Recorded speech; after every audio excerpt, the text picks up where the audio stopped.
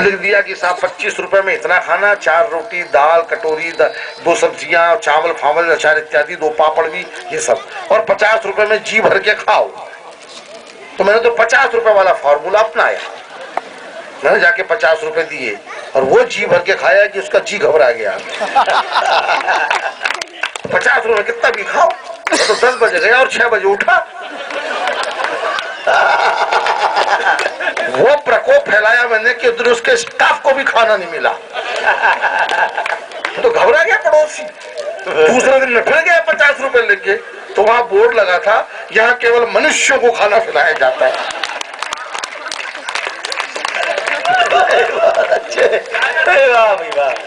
एक दिन में डायनासोर कर दिया उसने। तो ऐसा काम नहीं करना चाहिए। मैं कम खाता हूँ। साहब आप नहीं जानते हैं, आइए। कोई बात नहीं, कोई बात। नवजात शिशु आया है,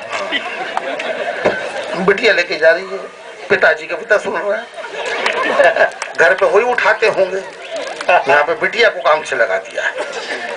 लेकिन कोई बात नहीं, जैसे कर्म करेगा वैसे फल देगा भगवान। मेरी बात का बुरा ना मानिएगा, मैं तो हंसी मजाक वाला आदमी हूँ साहब। मैं किसी से मजाक नहीं करता। मेरी पत्नी मुझसे मजाक करती रहती है। मेरी पत्नी मुझसे बोली कि भगवान जब मर्दों को अकल बांट रहा था तब तुम क्या कर रहे थे? मैंने कहा मैं तेरे साथ फेरे ले रहा था। 1 मिनट में चुप हो गई वो तो, क्योंकि मैं तो बदला ले लेता हूँ। एक दिन हम दोनों पति पत्नी आउटिंग पर जा रहे थे, कार में आउटिंग पे। जाते समय संबंध अच्छे थे, जाते समय ही अच्छे होते, लौटने में तो महाभारत हो ही लेता। तो लौटते में तो हो गया महाभारत। तो मैंने सोचा इसको मैं कैसे जरा डोमिनेट करूं। तो मुझे सड़क पे गधा दिखाई दिया। तो मैंने बीवी से कहा, देख तेरा रिश्तेदार खड़ा है। तो फौरन बोली, हाँ शादी के बाद से हो गया है। अब मैं क्या करता, मैं भी चुप हो गया।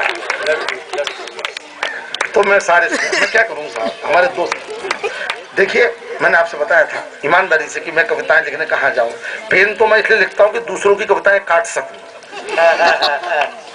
अपनी में लिखता नहीं साहब, और दूसरों को लिखने देता नहीं मैं। अगर ये लिख लेंगे तो फिर मैं क्या करूंगा?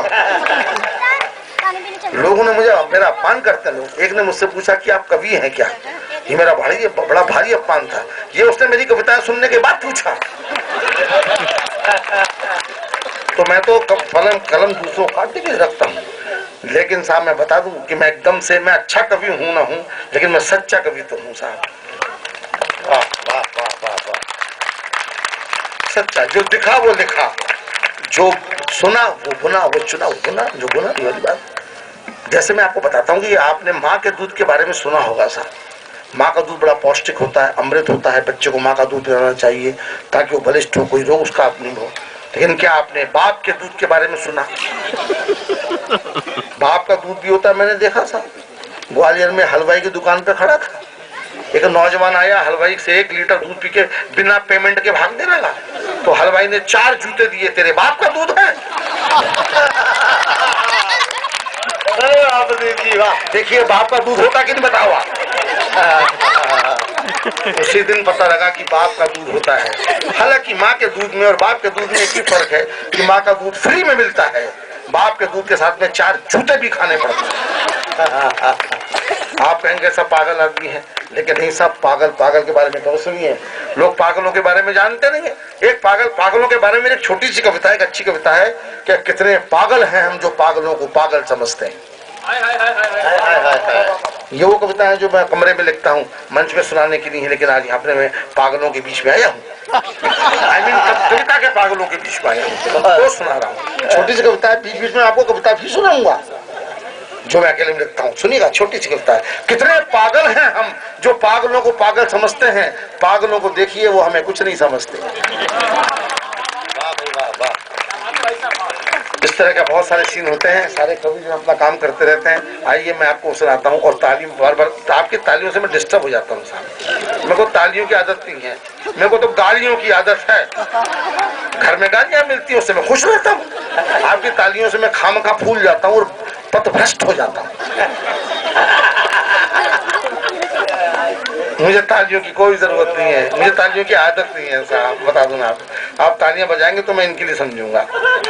मैं तो कॉन्फिडेंस वाला कवि हूँ साहब, जिंदगी में कॉन्फिडेंस के मैं बहुत कॉन्फिडेंस से पैदा हुआ था। घर के लोग बताते हैं कि जैसे मैं पैदा हुआ था तो दाई के हाथ की अंगूठी गायब थी, बाद में वो मेरी मुट्ठी में पाई गई।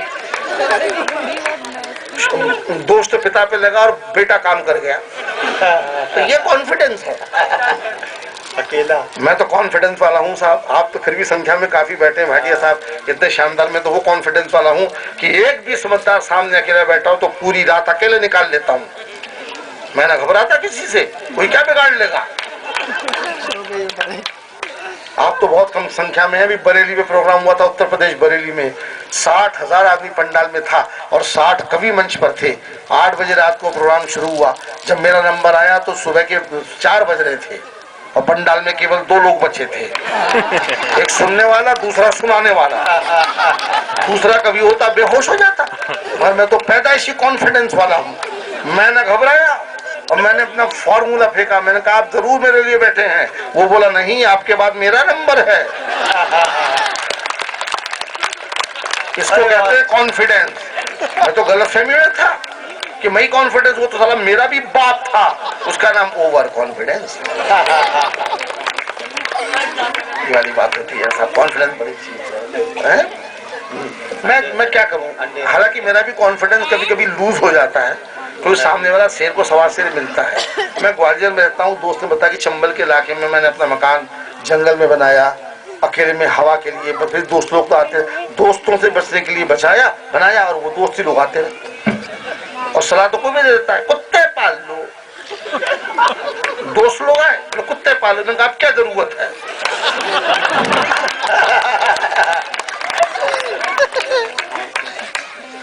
लेकिन फिर भी सीओ साहब लोग बोल देते हैं कुत्ते पालो। मैंने ठीक बात है भाई, बहुत बाहर रहता हूँ, घर में बीवी अकेली रहती है, तो मैंने कुत्ते पाल लिए। उन दिनों मैं काफी मोटा था, जैसा कि मैंने आपको बताया। तो कुत्ता भी मैंने जर्मन शेपर्ड पाला, वो भी काफी मोटा था। हम दोनों लगभग एक ही थे। उसको चौबे जी बोल लो या मेरे को जर्मन शेपर्ड बोल लो, बात एक ही थी।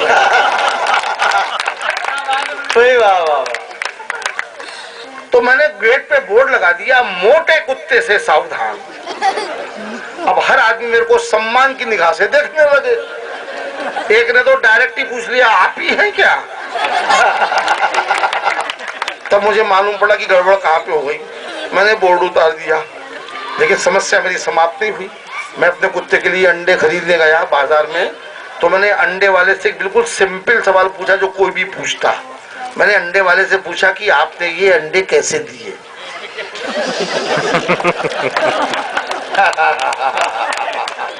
आप लोग भी गलत समझ रहे हैं। भाई यही मेरी प्रॉब्लम है, आदमी गलत समझ जाता। जैसे अपन पूछते हैं आलू कैसे दिए, प्याज कैसे दिए, उसी लपेट में पूछा मैंने कि आपने ये अंडे कैसे दिए। तो अंडे वाला बोला कि चौबे जी आप भाव पूछ रहे हैं कि तरीका। मैंने कभी भाव बता दे, तरीका तू जाए, फैक्ट्री तेरी है कि मेरी है। वो मुझसे मिलती लोगों का कैरेक्टर खराब होने लगता है। मेरा बेटा खराब अंडे खरीद लाया, वापस करने में गया, दुकान पे एक नौजवान बैठा था, तो मैंने उससे पूछ लिया कि अंडे आपने दिए थे। वो बोला कितने बजे की बात है। मैंने कहा अंडे भी घड़ी देख के देता है क्या। बोला नहीं, बोले कितने बजे की बात है। मैंने कहा 12 बजे की होगी। वो बोला उस समय मेरे पिताजी ने दिए होंगे। पिता के प्रति ऐसा सम्मान मैंने पहली बार देखा। वो भी अंडे देते थे, वो मेरे पिताजी ने दिए होंगे, 12 बजे रोज वही देते हैं। और मैंने कहा बोले मैं तो 8 बजे देके निकल लेता हूँ। मैंने कहा आप दोनों बाप बेटे के अंडे देते रहते। तो खानदानी बिजनेस है, बाबा भी दिया करते थे और संडे को हमारे बच्चे भी दे दिया करते। आदमियों से मिलने गया, जानवरों से मिल के आ गया, बड़ी मुसीबत है। वही बात याद आती है मिर्जा गालिब का शेर की, बना कर फकीरों का हम बेज गालिब, तमाशा ये है। बहुत सारे सीन हैं साहब। सीओ साहब बैठे हुए हैं, मुझे बड़ी खुशी है। उन्होंने बताया कि चौबे जी मैंने आपको बहुत सुना है और बड़ा मजा आता है आपको सुनने में। एक पुलिस ऑफिसर कविताएं सुनने आता है, बड़ी बात है। पुलिस पर बड़े आरोप लगाए जाते हैं कि पुलिस काम नहीं करना चाहती। पुलिस काम करना चाहती है पर काम ही काफी टेढ़े हैं, वो हो ही नहीं पाते। क्योंकि तमाम काम है, इसलिए काम तमाम है।